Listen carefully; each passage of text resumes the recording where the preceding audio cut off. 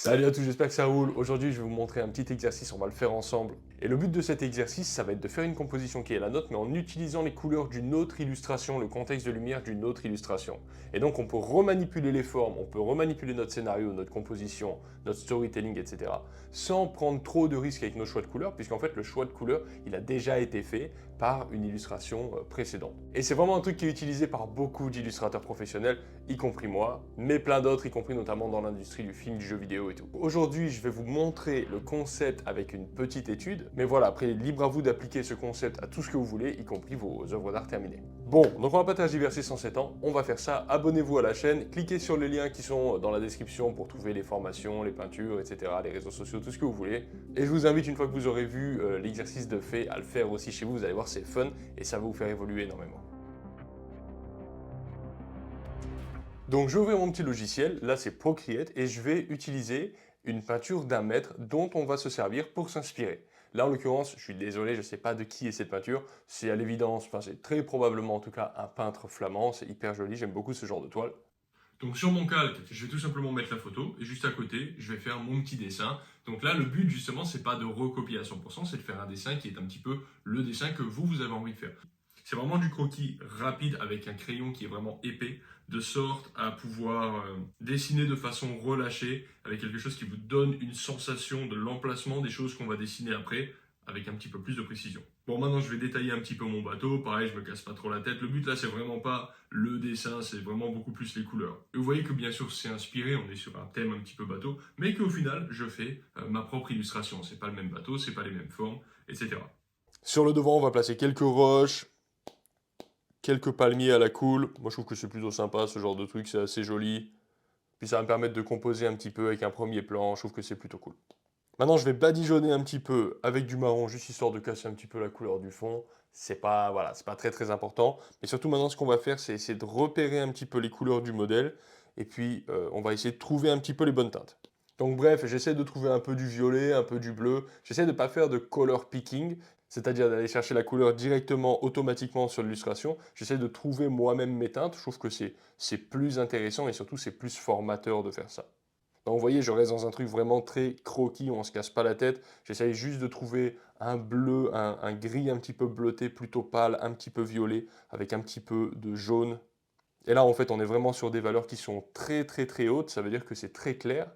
Et la partie jaune, la partie où il y a plus de lumière, est encore un petit peu plus claire que la partie bleue. Donc on est vraiment tout le ciel est compressé sur du très clair. Et en plus, dans ce très clair, on va avoir des zones encore un petit peu plus claires les unes que les autres. Et là, le plus clair, ça va être le jaune, le plus foncé, ça va être le violet. Et évidemment, là, ce qui est sympa, c'est d'aller un petit peu chercher les températures, d'observer que la partie haute du bleu, elle est un petit peu plus bleu turquoise, que le bas, il est un petit peu plus violet, un petit peu gris, un peu désaturé, et que la partie jaune, elle est quand même pas mal plus claire, quand même assez saturée. Donc c'est toutes ces petites subtilités qu'on essaye de capter. Et ce qui est cool, c'est qu'on les adapte à notre propre création. On n'est pas littéralement en train de faire une copie, on adapte le fondamental de couleur, de température, de valeur d'une autre œuvre d'art à notre œuvre d'art à nous. Et c'est plutôt sympa. On va bosser un petit peu la ligne d'horizon en mettant un peu plus de bleu, un peu plus de foncé, un peu plus de jaune. Là, du coup, sur la ligne d'horizon, on est un peu plus sur du foncé. On voit que les foncés, foncés, foncés, il n'y en a quand même pas beaucoup. Et c'est plutôt des foncés qui sont assez chauds. Et on voit aussi des genres de pics un peu plus jaunes qui ont un petit peu plus la couleur de la toile. On voit pas très très bien ce que c'est à l'horizon, mais on peut facilement imaginer qu'en fait c'est d'autres bateaux et que c'est la vue d'un port, peut-être le port d'Amsterdam, ou je sais pas exactement le contexte de cette peinture, mais ça a l'air d'être ça. Allez, petit à petit, on avance un petit peu vers le premier plan, on avance dans la peinture vers notre point d'observation, vers nous, quoi. Et on va commencer à colorier un peu les voiles. Alors évidemment, il faut faire un peu de recherche de couleurs. D'abord, on trouve une couleur, on l'applique. Bon ben voilà, c'est pas ça.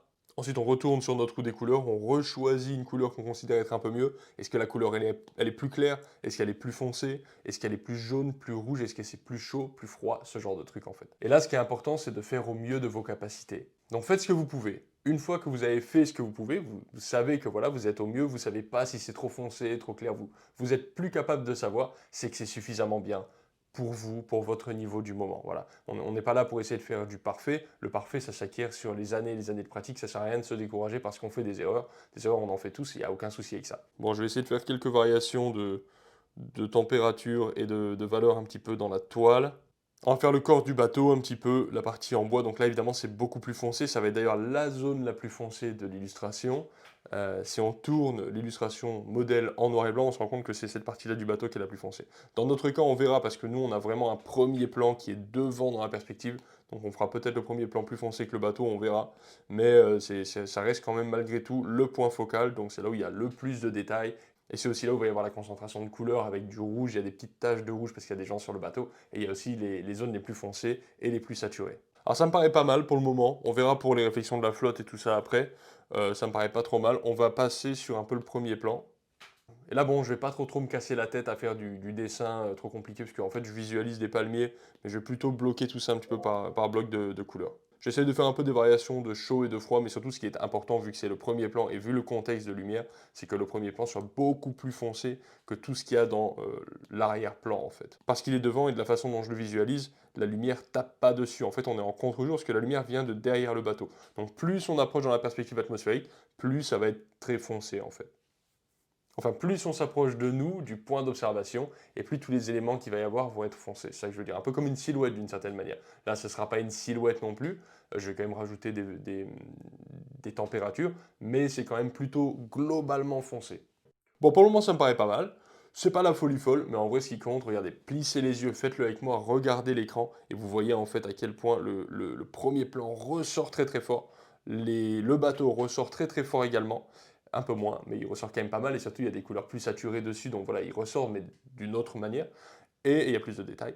Et le fond, lui, par contre, est vraiment beaucoup en retrait, est vraiment très très en retrait. Et c'est ça qui est important, c'est que du coup, on comprend les différentes masses de valeurs, et du coup, ça crée une illustration qui est lisible, en fait. Donc là, là ça, c'est plus les valeurs qui créent en fait cette lisibilité, plus que les températures de couleur, finalement. Mais c'est ça qui est intéressant aussi avec ce système d'études, c'est que du coup, on étudie les couleurs qu'a utilisé un grand maître, mais évidemment aussi avec les couleurs vont les valeurs, forcément les deux vont pas forcément l'un sans l'autre, donc ça permet d'apprendre, de faire d'une pierre deux coups et d'apprendre plein de trucs, et en plus d'être un peu libre et de s'amuser un peu avec sa propre créativité, et moi c'est ça que je trouve particulièrement sympa dans cet exercice. Allez, on va mettre un petit peu la réflexion dans la flotte du bateau, ça va être surtout foncé, un peu saturé, genre un peu orange.